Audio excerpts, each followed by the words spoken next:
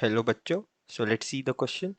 The question says which of the following statement is correct. हमारे पास 4 statements है in the form of option and हमें बताना है कि इन चारों में से कौन से सही है, एक सही रहेगा. आइए solution start करते हैं हमारे key concept से. स्टेटमेंट्स देख के हम कह सकते हैं कि this is based on the first law of thermodynamics. So हमारा फर्स्ट लॉ ऑफ थर्मोडायनेमिक्स की कॉन्सेप्ट रहेगा. First law of thermodynamics. हमारा फर्स्ट लॉ ऑफ थर्मोडायनेमिक्स कहता है, अगर उसका मैं स्टेटमेंट बोलूं, सो उसका स्टेटमेंट ये है कि the energy the energy of an isolated system of an isolated system is constant. ये है हमारा statement first law of thermodynamics का. इसी को हम law of conservation of energy भी बोलते हैं. इसी को हम law of conservation of energy भी बोलते हैं. Law of conservation of energy.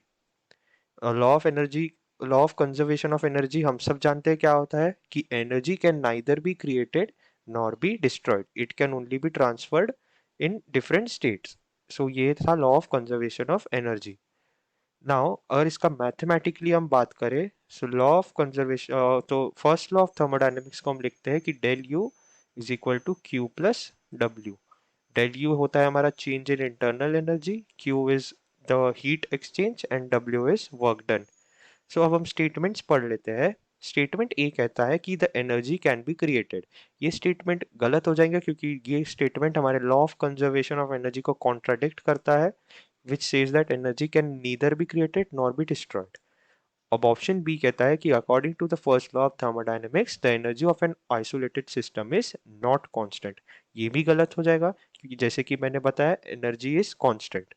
Option C कहता है कि in an isolated system when work is zero and Q is zero del U is not equal to zero. अगर जहाँ पे जैसे कि मैंने इक्वेशन लिखा है, अगर यहाँ पे W जीरो डालेंगे और Q भी जीरो डालेंगे तो डेल यू भी जीरो आएगा. So ये स्टेटमेंट भी गलत है.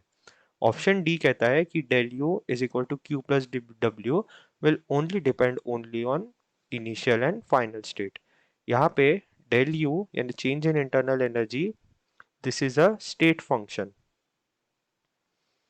डेल यू एक स्टेट फंक्शन है. दो तरीके के फंक्शन होते हैं, एक स्टेट फंक्शन और path function. So state function they depend only on initial and final state. They depend on initial and final state and not on the path. Final state ये path पे depend नहीं करते हैं, not on the path कि वो वहाँ पे कैसे पहुंचे उस पर डिपेंड नहीं करते हैं. They only depend on the initial and final state. So statement कहता है कि del U will depend only on initial and final state. हाँ, ये स्टेटमेंट सही है. So therefore the correct option is option D. I hope you understood this well. All the best.